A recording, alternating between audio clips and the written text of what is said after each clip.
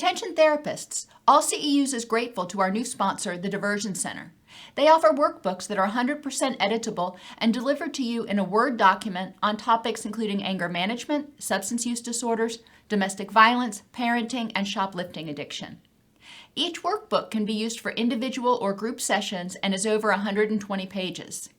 You have the option to add or remove content, insert your name as the author, and reprint and resell the workbooks to your clients. Go to privatelabelworkbooks.com and take advantage of their buy one, get one free bundle offers. Remember, that's privatelabelworkbooks.com. Hey there, everybody, and welcome to today's presentation on creating a trauma-informed workplace. I'm your host, Dr. Dawn-Elise Snipes. In this video, we're going to talk about what a trauma-informed workplace really is and how trauma impacts staff, clients, and the organization itself. An estimated 70% of adults in the United States have experienced trauma. This means that traumatized individuals who are likely reenacting their own trauma dynamics are also the ones running the environments in which people are supposed to be recovering from trauma. Organizations are living, adaptive systems which are vulnerable to stress, particularly chronic stress. And these organizations can be traumatized, and the result of the traumatic experience can be devastating. So a lot of that is sort of meta-concept-y. Let's talk about what that really looks like. A trauma-informed workplace recognizes that trauma is any event that overwhelms our ability to cope as an individual, as an employee, as a staff member, as a colleague, as a client, or even as an organization. And I'm going to talk in a few minutes about what trauma to an organization looks like. Most people have experienced trauma, although most people don't have post-traumatic stress disorder. And it's important to recognize that just because somebody doesn't have PTSD doesn't mean that that trauma is not impacting them. Every experience we have impacts us. It shapes how we predict the future. Prior traumatic experiences influence how people perceive and react to events in the present. Clients, staff, and the organization itself all can experience trauma, have trauma triggered within them, and trigger trauma in the other two. So you've got to remember, this is an interactive system. What one does is going to impact the other two. Think about what types of trauma you've experienced, your staff or your clients. And this isn't just behavioral health organizations or medical organizations. This also applies to other organizations and businesses like law firms and financial advisors and even, car sales organizations. Think of problem behaviors from staff or clients. In what ways might each of those behaviors be a response to triggered trauma? Remember, when we experience trauma, it promotes a feeling of disempowerment and unsafeness, which means most people, when trauma is triggered, react with either anger, anxiety, or withdrawal. They just give up. They feel hopeless and helpless. How many of the people who are reacting from a trauma place recognize that their reaction is a trauma response at all? Maybe they don't realize that their hair trigger anger is a response to prior experiences of trauma. How might it impact your organization if clients and staff are regularly being triggered? So I mentioned earlier, we were going to talk about how organizations can experience trauma. Organizations are living entities that are born, they're created. They develop and they grow, or can be hurt or even, quote, killed. Organizations can be put out of business. The C-suite executives, your CEO, COO, C-whatevers, are kind of like the brain. They're the ones that often create the policies and procedures. They're the ones that are often guiding the organization where it's supposed to go. Staff is kind of like the nervous system that sends messages to the C-suite and responds to the environment created by other staffs and clients. And it's important to recognize that the brain, just like in humans, the brain does not always respond how we would expect to sensory input. Like individuals, when an organization experiences a trauma, that event alters the way all parts of the organization perceive and react to future situations. A trauma for an organization is something that creates a situation where the organization itself feels unsafe and disempowered. It feels vulnerable to attack or to being put out of business, and it feels powerless to fight off those threats. It may feel very threatened by the potential threats that are coming its way. The organization as a whole experiences harm or a threat of harm as a result of direct actions or triggered memories of prior traumas. Now, just like a human experiences something and then in the future, if they experience something similar, it may trigger those memories. Same sort of thing for organizations. I remember working in nonprofit behavioral health for many, many years. And every year, when it came around to budget time, stress levels went through the roof because we never knew what was going to get cut. Were we going to get more money this year, or were we going to have our budget slashed? What was going to happen? And we remember times when our budgets got slashed and people got laid off and the organization was threatened because it wasn't getting what it needed. Failed audits are another example of situations that can promote trauma in the future. If you fail an audit once, it could mean you get closed down. If you, in the future, when you experience audits, stress levels tend to go up if you have that memory of the failed audit in the past. You're kind of expecting bad mojo. Supply chain disruptions. I mentioned this is not just behavioral health. In car lots all over the nation right now, they are having to slash staff. They are having to do a lot of stuff just to try to keep their individual businesses afloat because they can't get cars to sell. There are no cars because the supply chain disruption. So a lot of those businesses are in jeopardy of going under, of being killed. The same thing is true with lawsuits. When lawsuits are filed against organizations, it can be devastating to the organization. And just like with supply chain disruptions, sometimes the organization might not be able to do much of anything to protect itself. It's a condition that it's got to learn to deal with. The organization as a whole experiences a sense of unsafeness, it could be shut down, and disempowerment. Even though they're trying to do the right things or they think they are experiencing problems.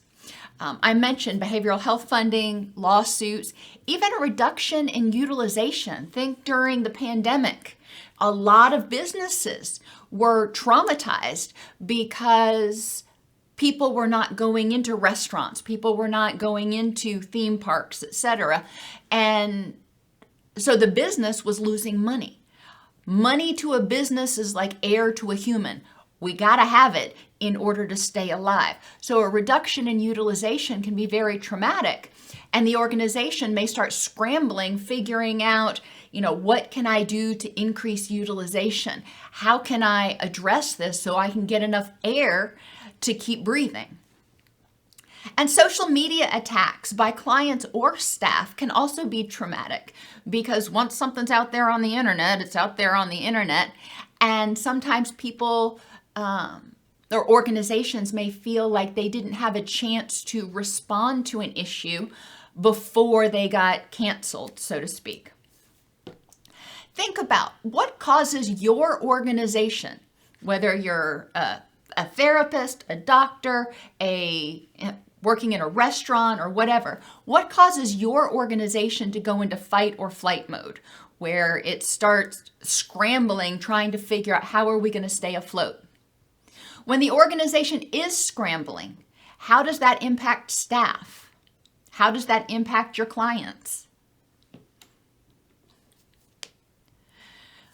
Organizational trauma is one of the 3 pillars of trauma that we're going to talk about. Staff trauma is the second. Staff members can experience harm or a threat of harm due to the direct action of clients, a client who is particularly aggressive, for example, due to direct actions of the organization, for example, transfer or termination, or from other staff. Other staff may behave in toxic or threatening ways, or even due to triggered memories. Staff may have an experience in their past that gets triggered because hearing about an experience from clients, or due to something that happens at work. It may remind them of something they went through in the past, and that can trigger their traumatic memories. Staff members, again, just like the organization, will experience a sense of unsafeness. They could be hurt, they could be fired, laid off, disciplined, and disempowerment. Even though they're trying to do the right thing, they may feel helpless to keep themselves safe. Examples of how this might happen: constantly changing procedures and expectations. I see this a lot in organizations where the goalposts seem to constantly be moving. Every time somebody thinks they're doing it right, all of a sudden it changes. And that is very stressful, very traumatic for people, because they feel disempowered. They don't feel like they've got the power, the ability to actually succeed. Top-down management.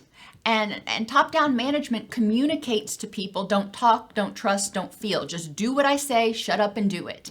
And that is a very similar message that people get if they grow up, for example, in households where somebody has an addiction, or where one or more of the caregivers has a significant mental illness.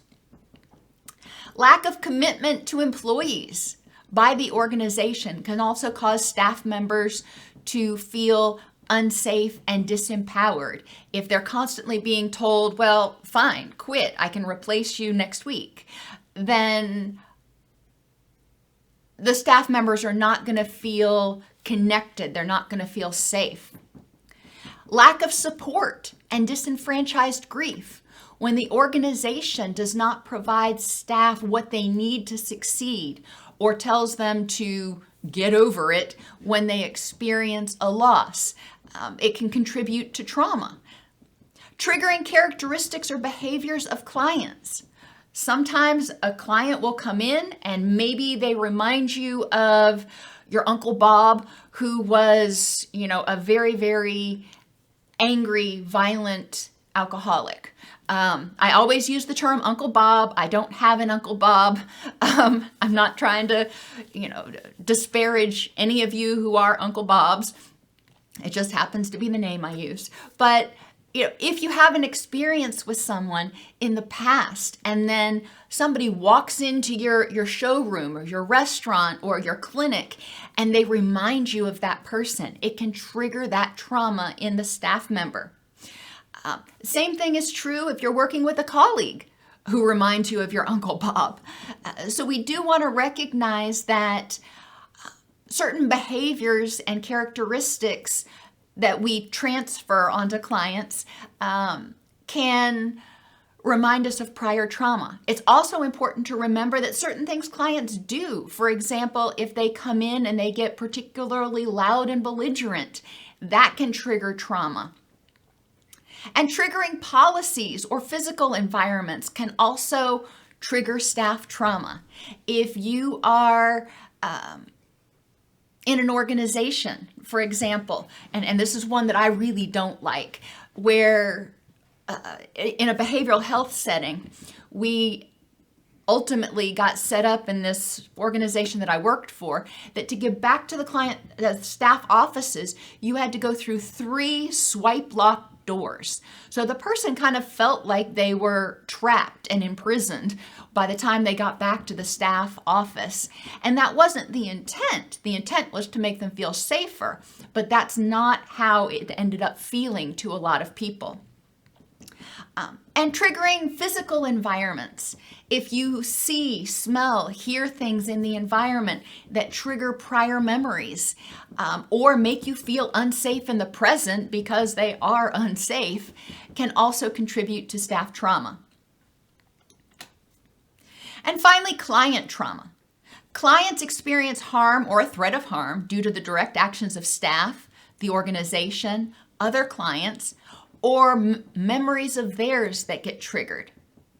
Clients, like the rest of us, experience a sense of unsafeness. They feel like they could be hurt. They can't trust the people in the organization, and disempowerment. This can happen when they encounter aggressive or unhappy staff, other clients or staff that trigger past trauma memories, organizational policies or environments that are disempowering. And I can't underscore this one enough.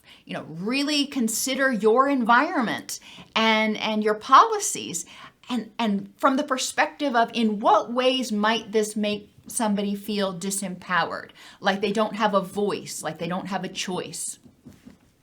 High turnover may also contribute to client trauma because they form a relationship with a particular staff member. And when that staff member is gone, then, they experience a loss or grief. Or, maybe they don't develop all that strong of a bond with a staff member, but seeing somebody different every single time, they're actually not really getting the services that they need. They're not making any progress toward their goal because they have to basically start from scratch every time they walk through your doors. And a lack of fidelity. And this means staff members or the organization not keeping their promises or manipulating clients, not being honest with clients about things, trying to convince them that they need to do one thing when, that's not necessarily what they need to do, or promising them that you're going to do something and then not following through. I hear this a lot with clients who interact with medical professionals, who interact with lawyers, who interact with the justice system. Other types of trauma for the individual. This can include physical, emotional, or sexual abuse, either as a direct victim or witnessing it. Experiencing neglect. Having a household member with an addiction or significant mental illness. Now, this should start sounding a lot like your adverse childhood experiences, and because that's what they are. A lot of people who experience these things in childhood and adolescence, it's very traumatic for them. Gaslighting, accidents, illnesses, medical procedures, or birth trauma. All of those can be very traumatic. If somebody has had myself, for example, my first child was a micropreemie, and that was a terrifying experience. So going in to have my second child, theoretically could have been an equally terrifying experience had my new OBGYN not been, right on top of everything and very comforting and made me feel safe, like he actually knew what was going on. Historical trauma. This is trauma that gets passed down from generation to generation. One generation experiences it, and then they teach what they learned from that experience to future generations. Natural and man-made disasters, tornadoes, hurricanes, floods, fires, bridge collapses, all of these things can be traumatic for people. And, if you are, for example, in a building, at a restaurant or wherever, and there's a tornado coming and tornado protocols are put into place, if somebody's experienced a tornado before, then this may trigger that prior memory and they may have a trauma reaction. They may feel very unsafe.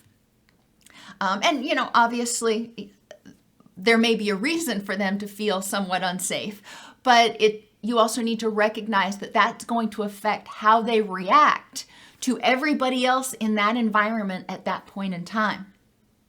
Forced displacement, and this means being forced to move somewhere, being put in foster care, for example, that's traumatic, or, after a divorce, being forced to move. Military or community violence, and traumatic grief or separation, and that can be due to death, jail, divorce, abandonment. There's a lot of things. So let's just kind of look at this chart for a second. And obviously, this is just one example, but I want you to see how these things may interact with one another. If the client does not feel safe and respected in the environment because there's a lot of turnover, or because the environment is unsafe or staff characteristics, then they may be on edge. So I want you to think about an organization that you've gone into in which you didn't feel confident that that organization had your best interest at heart and that they were going to do what they were supposed to be doing. Okay, I think all of us have experienced that. So going into that organization, if you have those expectations, or if you start getting that sense as a client, it may trigger trauma in you, trigger a sense of unsafeness. It's like, I don't get the feeling that this is a really good place to be. And that can result in becoming aggressive or irritable or belligerent with staff. Or on the other hand, some people withdraw. They feel hopeless and helpless and they're like, screw it, here we go again. When they act that way with staff, it often prompts staff, unfortunately, to react in the same way towards them. So when clients are belligerent, oftentimes staff becomes equally belligerent. They start mirroring each other and they feed on each other, so to speak. And that's not a good situation to be in. In a trauma-informed workplace, the staff would recognize, hey, this person is reacting with anger, which tells me that they feel threatened or unsafe in some way. How can I help them feel safer? The client, experiencing this unsafe environment may decide once they leave, they're like, oh, that was the worst experience ever. So they decide to tell all their friends about it, go on social media, go on Yelp, go on wherever, and work as hard as they can to tweet and cancel this organization, to make sure to warn other people. Now you may think, well, that's a mean thing to do. But other people may be saying, oh, I see they're trying to protect other people. They're trying to get their power back, and they're trying to protect other people from experiencing the same disrespect or unsafeness that they did. So the organization, again, has the option of either not responding at all, responding belligerently, like, well, if you would have, then we would have been able to, and start blaming the client, then the client blames them, and it becomes this big blame game. Or the organization can step up and say, let me take a look at exactly what happened and why did this person feel unsafe, disrespected, and their needs weren't met as they expected in this organization. So the organization can either learn and step up to prevent these things from happening and potentially address, I've seen some organizations online address bad reviews, or, they can put their head in the sand and just chalk it up to whatever. But in a trauma-informed workplace, the organization and the staff are always curious. If somebody responds with anger, anxiety, or withdrawal, they just quit coming. They don't come to your establishment anymore. Why? In what way did we not help them feel safe? In what way did we not help them feel accepted and respected? Now, it doesn't end there. If the client comes in, has a bad experience, and goes out and begins trolling and trying to get their power back and warn everybody else, then the organization is going to often experience a reduction in their reputation, which may result in knee-jerk policy changes, layoffs, or staff blaming. It's your fault this happened. It may not be the staff's fault. The client may have been triggered just by the fact that they walked into the organization and something reminded them of an experience from their past. It could be the client came in and was already angry, and it didn't take anything to trigger them to feel completely unsafe. There's a lot of reasons, which is why it's important to get curious and not immediately blame staff or their own policies for what happened. Get curious. Sometimes it's organizational policies, not the staff, that contributed to the client feeling unsafe. And then high turnover and disloyalty can also occur when the organization starts blaming the staff for what happens, won't look at its own responsibility as far as policies and procedures, and won't look at, okay, what part of this did the client bring? Then a lot of times staff will start looking for jobs elsewhere because they don't feel like the organization has their back. Then you have staff turnover, then the clients feel abandoned, and the cycle keeps going. What do we need in a trauma-informed workplace? We've talked about what it looks like. What do we need? And I'm a fan of mnemonics, and for this one, it's bears. And if you've seen the Jungle Book, the bear necessities. Well, this is the bears necessities in a trauma-informed workplace. B stands for build resilience in staff, clients, and the organization.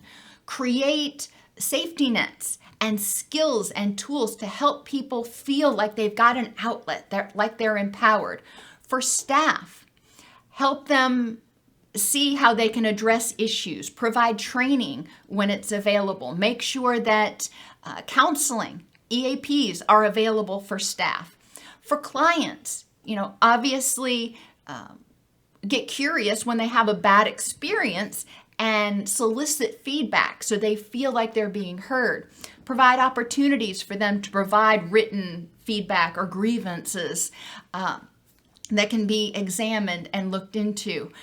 Build resilience in clients by asking them, if this environment is triggering to you, or whatever happened is triggering to you, what can we do to make this environment more comfortable? Be proactive by saying, how can we make this environment more proactive and welcoming to you, the client, and do the same with staff. And as an organization, build resilience. So there are redundancies, for example. If your funding gets cut in one area, you've got other sources of funding that can balance it out. If your supply of one particular product all of a sudden, takes a nosedive for some reason, you've got other redundancies. So your organization is not, its livelihood is not hung on one particular thing. During the pandemic, a lot of restaurants that typically were dine-in restaurants, became resilient, and they said, okay, well, we'll do delivery, we'll do drive-through, we will do all these other things. They got creative and got resilient, and they said, how can we adjust in order to keep going? A stands for awareness of the impact of trauma on development, perception, coping strategies, and behaviors in staff, clients, and the organization. So what do I mean? When trauma occurs when people are young, it has a much more significant impact on their brain, on the way they think, on their stress response. So when people experience trauma in childhood or adolescence, then they may not have the same coping skills and strategies, and they may perceive the world itself as more nefarious and dangerous than people who didn't experience trauma. When an organization is young, in its first 5 years, for example, it doesn't have a great it's not a bad reputation. It just doesn't have much of a reputation at all at that point. It's still growing. It doesn't take much for it to be harmed. So anytime something happens, it's a major deal. And even once the organization grows to be much bigger, they may still react as if any change in supply or any change in patronage is going to be a catastrophe. R, recognize and mitigate trauma triggers in the environment for both staff and clients. Make it an environment that feels welcoming, that feels safe, that's not overwhelming, that's not overpowering. And how do you do that? You ask. You don't assume that everybody wants to hear X kind of music or everybody likes the smell of lavender. You want to ask people. You want to be aware of the fact that there are people in every community who are neuroatypical, and bright lights, loud sounds, and strong smells can be super overpowering. You are not going to be able to eliminate all of the triggers for every person in the world. That's not your job. The purpose of this, recognizing and mitigating traumas or trauma triggers, is to help people, the staff and the clients, know that you're trying. You're trying to create an environment that feels as safe as possible for them, because trying goes a long way.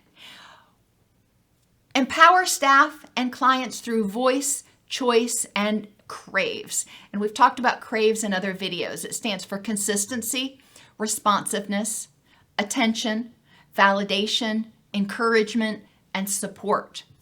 When clients or staff come to you with an issue, consistently respond. Don't listen to them one week and the next week they say, "Oh, I don't have time for that." Be consistent in your willingness to hear them out. Respond to what they have to say. And this is a big complaint I hear from staff members about organizations, and from clients about staff sometimes, that while the organization or the staff member may hear them out, they don't ever respond. It's like it goes in one ear and out the other. Well, that's not respectful, and that's not empowering. So make sure to respond, even if it's to say, "We can't do that because." At least you are hearing them and responding. Ideally, try to create a win-win. Try to figure out how you can help try to meet that person's needs. Attention, giving people positive attention. Don't just show up in their office when they've done something wrong. Show up in their office when they've done something right. Or just because, say, "Hey, glad to see you today. How's it going in your life?" It goes a long way for people to feel like they are more than just a number, whether it's a client or a staff member. Validation, acknowledging people's feelings and responses are based in their prior experiences. So even though you may not feel or think about something the same way, the way they feel or think is real for them based on their experiences. And then encouraging them to do what they need to do to improve the next moment, and supporting them in being a part of the organization, in participating with the staff, supporting them in achieving their goals. If it's a car lot, somebody is going there because they want to buy a car. So you're going to encourage them to buy it with you, and you're going to support them through the process. You're going to validate their perceptions about this model versus that model, even if you don't agree. And, so you're going to do those things. The same thing in, health, behavioral health, law, all kinds of organizations. Craves is the foundation consistency, responsiveness, attention, validation, encouragement, and support. These are the core characteristics of a secure relationship. And whether you want your employees to feel secure in the organization or your staff and clients to have a secure attachment so they can develop and keep that client coming back, whatever it is, CRAVES is important. And finally, S stands for safety and respect of staff and clients through nonviolent communication and cultural competence. It is really important in the workplace that organizations hear, supervisors hear, staff hears, and models for clients. A lot of times we're not, except for in behavioral health, a lot of times you're not in a place to teach clients different ways of responding.